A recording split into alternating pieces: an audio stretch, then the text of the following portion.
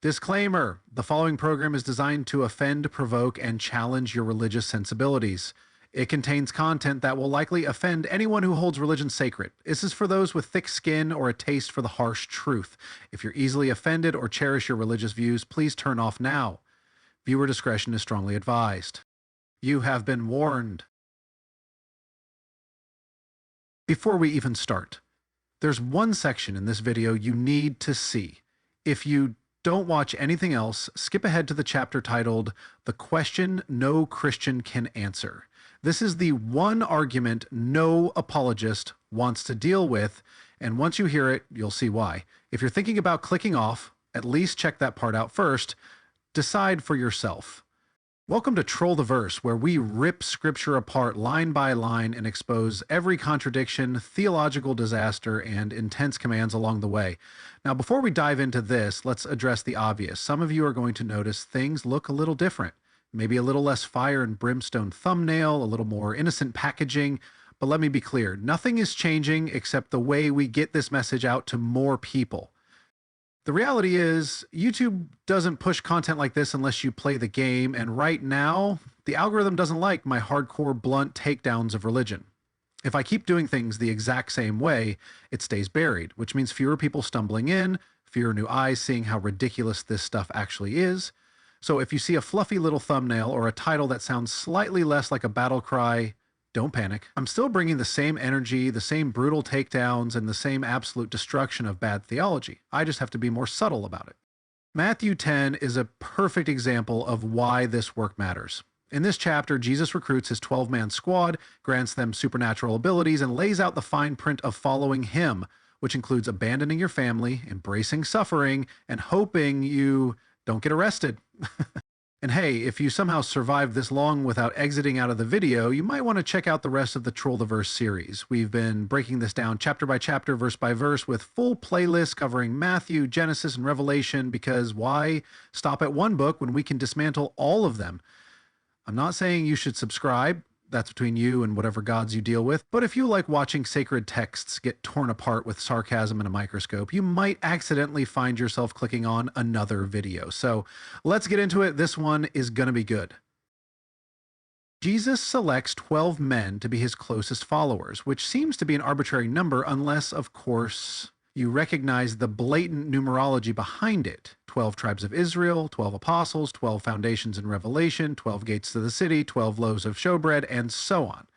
The Bible really loves that number. This elite squad is granted power over unclean spirits, essentially turning them into traveling exorcists, and they are given the ability to heal every disease and every sickness. That's every single disease, blindness, leprosy, paralysis, you name it. You'd think with that kind of power, they'd be a little more famous. The group itself is an interesting mix. There's Simon Peter and his brother Andrew, James and John, the sons of Zebedee, Philip, Bartholomew, Thomas, Matthew the tax collector, James son of Alphaeus, Lebbaeus, also known as Thaddeus, Simon the Canaanite, and Judas Iscariot, who is already marked as the traitor before he even does anything wrong.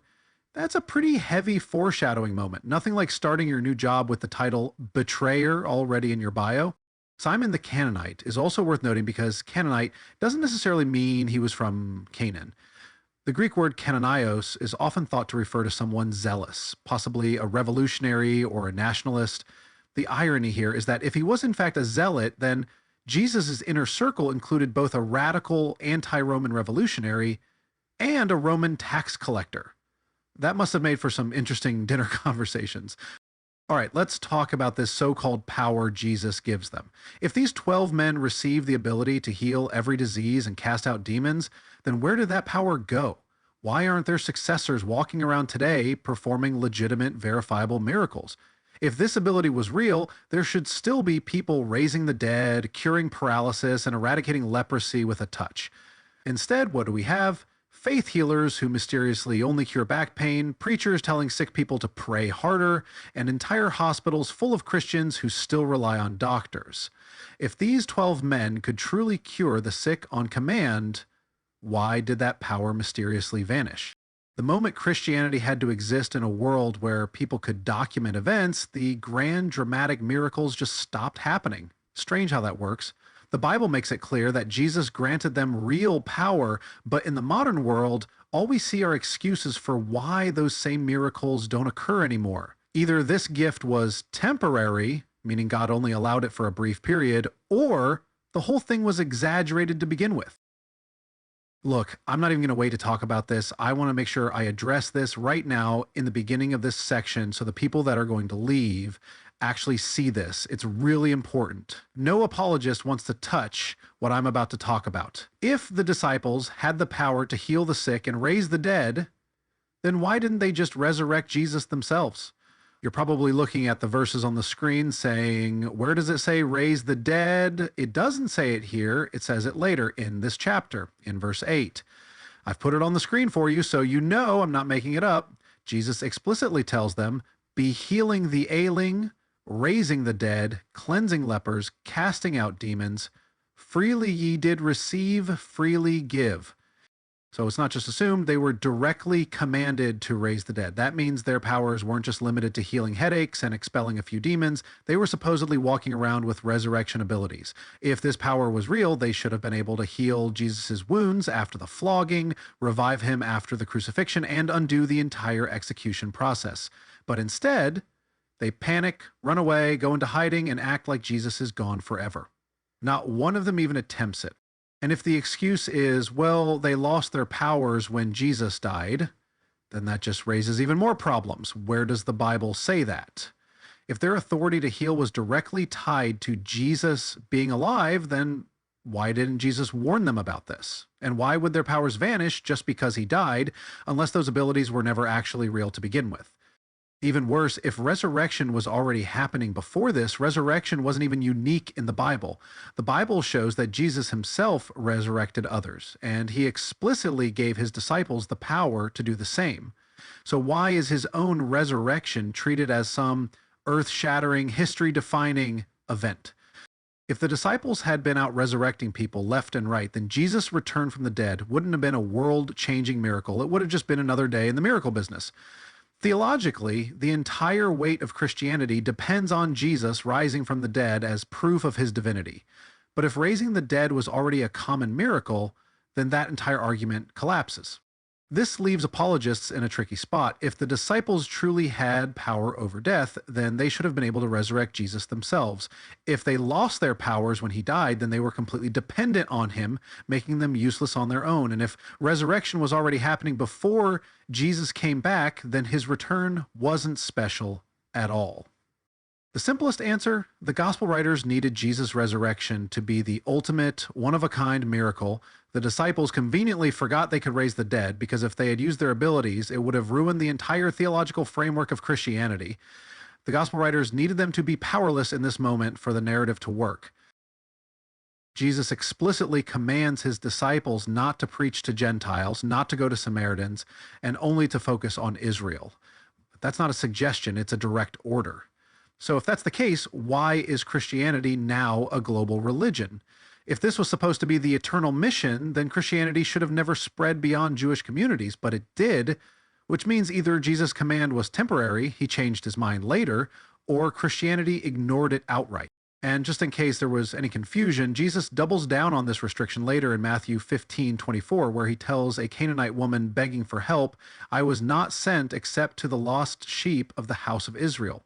So this wasn't some one-time instruction in Matthew 10. This was consistent with Jesus' teachings. Now, fast forward to Matthew 28:19, and suddenly we get, "Go and make disciples of all nations." And then Paul takes it even further in Galatians 3:28, claiming there is neither Jew nor Greek in Christ. So are they supposed to stay within Israel, or is this a message for the whole world? Because Jesus specifically bans evangelizing Gentiles here, but Christianity completely ignores that command. Are you supposed to stay within Israel, or is this a message for the whole world? Because Jesus specifically bans evangelizing Gentiles in Matthew 10, but by the end of the gospel, he's completely flipped the script. And if the excuse is, well, Jesus changed his mind, well, can God change his mind? Numbers, Malachi, and Hebrews say no. Either way, Christianity has to explain why its mission doesn't match what Jesus originally said. Jesus lays out the rules for being a disciple, and they're questionable. preach that the kingdom of heaven is near. It's been 2,000 years, define near. Heal the sick, raise the dead, and cast out demons. Where exactly are these powers today? And take nothing with you. Don't take any money, no extra clothes, no sandals, no staff, no shoes. What? So let's look at Mark 6:9, which directly contradicts this by saying the disciples should wear sandals, but be going with sandals on your feet, and ye may not put on two coats. Are they going barefoot, or is footwear allowed? Jesus is sending these guys out on a long journey, and the gospel writers can't even agree on whether they get shoes. But it gets even worse. Luke 9:3 contradicts Mark and adds another problem. And he said unto them, take nothing for the way, neither staff, nor scrip, nor bread, nor money, neither have two coats apiece. Luke matches Matthew by banning the staff while Mark allows it. So now we've got a three-way contradiction. Are staffs and sandals allowed, or what? The gospel writers couldn't even keep Jesus's packing list straight. All right, so this looks like a solid survival plan. Let's talk about it. Jesus explicitly says they cannot take money, no gold, no silver, no copper. They also can't bring an extra coat, shoes, a bag, or a staff. So how exactly are they supposed to survive? Well, apparently by random strangers. This entire mission depends on other people feeding them and taking them in. That's not a strategy. That's what we nowadays call vagrancy. Jesus is literally sending barefoot, penniless men into the desert with no supplies and calling it a mission. It's basically forced homelessness. And think about this logically, just for a second. Come on, believers. If God is all-powerful, why not just miraculously provide food for them? Instead, Jesus expects random villagers to feed his followers because, I guess, relying on human charity is more practical than God just, actually doing something. This whole setup is completely unrealistic. What if no one helps them? What if they get stranded? What if they get sick? You'd think that if these guys were supposed to be spreading the most important message in history, they'd at least get a decent travel budget.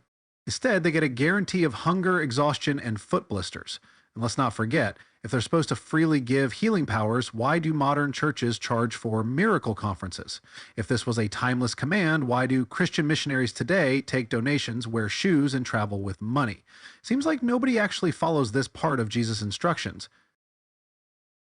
Jesus lays out his evangelism strategy, and it's super duper dramatic. Step 1, find a worthy house, whatever that's supposed to mean. Step 2, if they don't listen, shake the dust off your feet like you're casting a holy curse. Step 3, remind them that Sodom and Gomorrah got nuked for being unworthy. Step 4, leave, knowing that God will judge them even harder than the people he firebombed. Nothing says love and grace like threats. Well, one has to ask, what exactly constitutes worthy in verse 13? Jesus tells them to find a worthy house, but what's the actual criteria? Do they have to agree with the message? Do they need to offer food? Is this just about basic hospitality? There's zero clarification, meaning the disciples are supposed to just wing it. So now we've got a group of barefoot, penniless men knocking on doors, expecting handouts, and deciding which homes are worthy based on vague spiritual instincts, I guess. Sounds like a very familiar door-to-door strategy, except instead of pamphlets, they're handing out ultimatums. And if the house doesn't meet their vague standard, they take back their peace. Is that like a spiritual refund policy? They walk in, say, peace be upon this house. Then when the family doesn't immediately convert, they awkwardly go, oh, well, actually, never mind. Give that peace back. Well, now, here's where it gets even more petty. If a city rejects them, Jesus tells them to shake the dust off their feet as they leave. This was a symbolic insult. In Jewish culture, Jews would shake Gentile dust off their feet when leaving pagan lands, as if to say, I'm not even bringing your filth with me. Jesus takes that same gesture and applies it to entire Jewish cities that don't accept his disciples. So much for only preaching to Jews, huh? All right, let's move forward here. If we go to verse 15 here, rejecting the disciples is apparently worse than Sodom and Gomorrah. Verily I say to you, more tolerable shall it be for the land of Sodom and Gomorrah in the day of judgment than for that city. So if you aren't familiar with Sodom and Gomorrah, according to Genesis, it was so evil that God rained down fire from heaven and wiped them off the map, but somehow not letting a random, unwashed stranger crash on your couch is somehow worse. So if you tell one of these wandering, penniless disciples to get lost, Your city is now on the same hit list as the most infamous sinners in biblical history. How is that a proportional response? This, to me, seems to be where religions got their fantastic ultimatum from: accept us or face divine punishment. Jesus is giving his disciples a motivational chit chat, but instead of motivating them, he just scares them senseless with a horrifying list of everything that will happen to them. They'll be arrested, whipped, betrayed by their own families, and universally hated. And to top it off, he claims he'll return before they even finish preaching in Israel. All right, so first, Jesus opens with an absolutely terrible survival strategy. You are helpless sheep. The world is full of wolves. You need to be clever like snakes, but also dumb like birds. So be both wise and simple. Why send sheep into wolves? Why not send them as lions? If Jesus is all powerful, why does he deliberately frame his followers as helpless prey? This isn't a great strategy. This is sending your people out to get eaten alive. Then he warns them that they'll be arrested, put on trial, and publicly beaten. And here's where things already start contradicting. Back in Matthew 10, 5, and 6, Jesus explicitly commanded them not to go to Gentiles. But here, he suddenly says they'll be standing before Gentile kings and governors. So are they not supposed to preach to Gentiles, or are they? Jesus contradicts himself in the same chapter. Next, he tells them not to prepare a defense because the Holy Spirit will magically give them the words to say. That must have been really comforting for the people who got executed anyway. If the Holy Spirit was supposed to take over, why did so many of these early followers end up dead? Did the Holy Spirit forget to show up? Then we get one of the darkest passages yet. Jesus outright predicts family betrayals and executions. Brothers will turn in brothers, fathers will turn in their own children, children will have their parents put to death. So in addition to guaranteed suffering, Jesus now tells his followers their own families will hate them. This is some serious doomsday rhetoric. And what about honor thy father and mother? If Christianity is about family values, why is Jesus predicting and accepting family betrayals? Then, after completely terrifying his followers, he throws in a failed prophecy. He basically says, you won't even finish preaching in Israel before the Son of Man returns. Well, it's been 2,000 years. They definitely finished Israel. So either Jesus was wrong about his return and Christianity had to completely redefine his coming, or the Gospels completely made this up. No matter which way you slice it, this prophecy failed. Then comes another contradiction. Jesus suddenly tells them to run. Whenever they persecute you in the city, flee to the other. So now they're supposed to run away? Wasn't Jesus just preaching about standing firm in faith? Back in Matthew 5, verse 10 through 12, Jesus literally says, happy those persecuted for righteousness, because theirs is the reign of the heavens. Rejoice ye and be glad, because your reward is great in the heavens. So, are they supposed to rejoice in suffering or flee at the first sign of trouble? And why do modern Christians worship martyrs when Jesus himself told his followers to flee persecution? Shouldn't the truly faithful be running from danger, not dying for their beliefs? This is not a consistent message. Jesus tells his disciples that if people are slandering him, his followers should expect the same treatment. The phrase, if they called the master of the house Beelzebul, is not Jesus claiming that title, but acknowledging that his enemies are throwing the accusation at him. And sure enough, this wasn't a one-time thing. We already talked about this, so we won't go into much more detail on it. The key issue here is that Jesus never directly denies the charge in this passage. He doesn't say, they falsely call me Beelzebul. He just shrugs it off as something his disciples should expect too. It's an odd response if the claim was completely baseless, but regardless, the meaning is clear. Jesus isn't calling himself Beelzebul. He's pointing out that his opponents already are. Jesus makes a bold claim. He says nothing will stay hidden. Everything will eventually be revealed. But has that actually happened?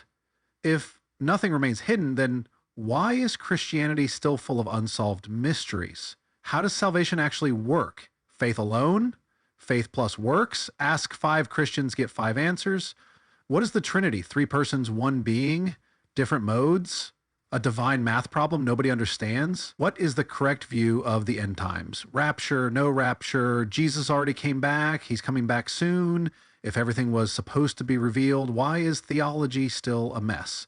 Why has 2,000 years of Christian history been filled with councils, schisms, and debates over what Jesus even meant? Wouldn't an all-knowing God have just made everything crystal clear from the start? Instead, we've had centuries of arguments, heresy trials, and holy wars over things that should have been revealed already. And why is Jesus teaching in secret?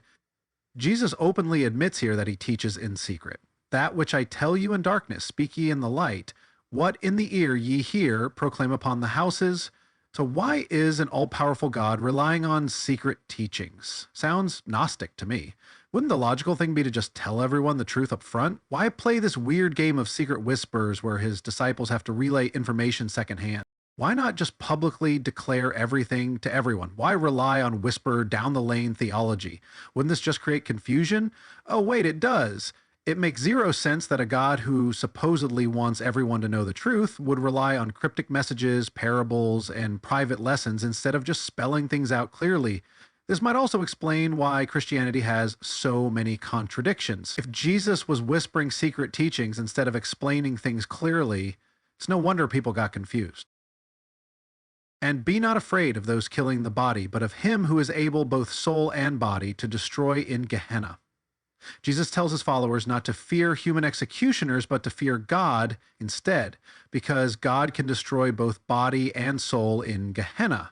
So God is more terrifying than people who kill you? This is supposed to be comforting? Jesus's big motivational speech here seems to boil down to, hey, don't worry about people who can only kill your body. Worry about the one who can erase your entire existence. Well, thanks for that. That's not exactly reassuring. If God is supposed to be a father figure, this is more like fear-based control.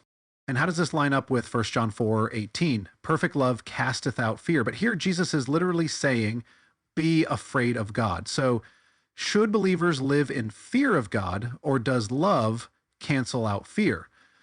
And what is Gehenna actually talking about? Jesus says God will destroy people in Gehenna.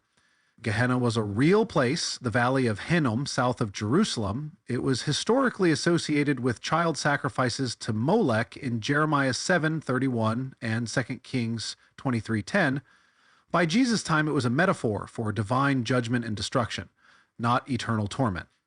But notice what's missing? That whole garbage dump claim. There is no historical evidence that Gehenna was a burning trash heap. That idea didn't come from ancient Jewish or early Christian texts. It was a later medieval invention, particularly from Rabbi David Kimhi in the 13th century. Yet somehow it became widely repeated as fact. In Jewish tradition, Gehenna was seen as a place of punishment, purification, or destruction, but not necessarily eternal torture. Some Jewish texts describe it as a temporary place of purification, where souls were cleansed before moving on. Others suggest it was for the total annihilation of the wicked. Either way, it wasn't a never-ending torture chamber. But Christianity later repurposed Gehenna as hell. So what actually happened? Well, Jesus was using a Jewish metaphor for divine judgment, and Christianity twisted it into eternal torture.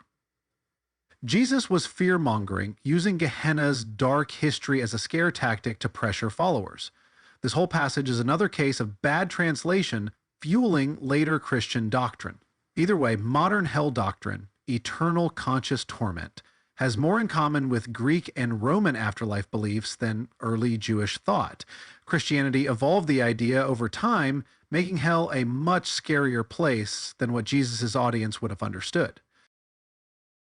All right, so next up, Jesus is trying to comfort his followers, but this passage raises more problems. God watches over birds, so obviously he's got you covered, except birds still die. So is God just watching suffering happen? The whole sparrow analogy collapses immediately, because if God is watching over birds, but they still fall and die, then what does that mean for humans? Is God just sitting back and watching people suffer? And then there's the hairs on your head are numbered statement. How does this prove God cares? Knowing how many hairs you have doesn't do anything for you. This is a meaningless statement designed to sound deep. This is like saying God knows your exact shoe size, so trust him. Okay? And how is this evidence of love or protection? If God knowing my hair count actually did something useful, that'd be one thing, but this is just useless trivia. And why does he bring up sparrow prices? He says 2 sparrows are worth 1 asar. I guess he's saying, but don't worry, you're worth more than that. This is a bizarre way to make a point. Imagine saying, you're worth more than a clearance item at Walmart. Wow, thanks. But That's comforting. If Jesus was trying to communicate value, why compare people to cheap birds being sold at the market? Instead of reassuring people, this passage accidentally highlights how disposable sparrows are, which makes the whole message self-defeating. All right, now some more good stuff. Jesus lays down an ultimatum: publicly declare loyalty to him or get rejected in heaven. So if you declare allegiance publicly, Jesus will make sure to put in a good word for you. But if you stay silent, he snitches on you to God. This contradicts the story of Peter. These are both too long of passages to put on the screen. So in Matthew 26, 69 through 75, Peter denies Jesus 3 times to avoid execution. And in John 21, Jesus lets it slide and reinstates him anyway. So does public denial really disqualify you forever? Sure didn't seem to disqualify Peter. If Peter can deny Jesus 3 times and still be welcome back, then this entire public confession rule is inconsistent. And what happened to God knows the heart? If someone believes quietly, shouldn't that still count? Why does Jesus demand public allegiance? This is straight up loyalty enforcement. Real faith shouldn't need public validation. But Jesus isn't interested in quiet belief. He demands an open declaration. All right, so in these verses, Jesus openly challenges the Prince of Peace narrative and admits he came to start conflict. So clearly we have massive contradictions here. I'll list the scriptures on the screen for everyone. Luke 2:14, Isaiah 9:6, and John 14:27. But here in verse 34, Jesus clearly says the opposite. I did not come to bring peace, but a sword. So is Jesus actually the Prince of Peace or the bringer of conflict? And let's talk about this whole family division thing. It says, I came to set a man against his father, a daughter against her mother, a young wife against her mother-in-law. This is phrased, I came to set, not this will just happen. Jesus is making this happen. So wasn't honor thy father and mother one of the 10 commandments? Now, Jesus suddenly wants family division? Why isn't this considered a red flag? If anyone else said this, we call it dangerous loyalty enforcement. How does this match up with Christianity's family values rhetoric? Imagine any modern religious leader saying, I came to break up your family. Your loyalty to me must be stronger than your loyalty to them. That would be instant alarm bells. These verses right here are psychological conditioning at its finest. Prioritize Jesus over your own parents and children. Be willing to suffer and die for him. Give up everything and somehow you'll find life. This isn't spiritual guidance. This is what we call control. If any modern group said, you must love our leader more than your own family and be willing to die for him, they would be rightfully labeled as dangerous loyalty enforcement. But because Jesus says it, it's totally fine. And then there's the take up your cross line. Jesus hasn't been crucified yet, so why would this metaphor make sense before it happens? Nobody listening to Jesus at the time would have understood this reference. The cross wasn't a symbol of faith yet, it was just a Roman execution method. This suggests the gospel was written after the crucifixion story had fully developed, retroactively making Jesus sound prophetic. The last 3 verses are basically a divine rewards program. Jesus says that whoever accepts his disciples is really accepting him, and whoever accepts him is really accepting God. If you help a prophet, you get a prophet's reward. If you help a righteous person, you get a righteous person's reward. And even giving a disciple a cup of water guarantees a heavenly prize. So in short, be nice to Jesus' followers and you'll get bonus points with God. Well, that's Matthew 10 and all its loyalty testing glory, minus the usual wrap-ups. Consider this your family division sword invitation to keep questioning. See you next time if your nearest and dearest haven't disowned you yet.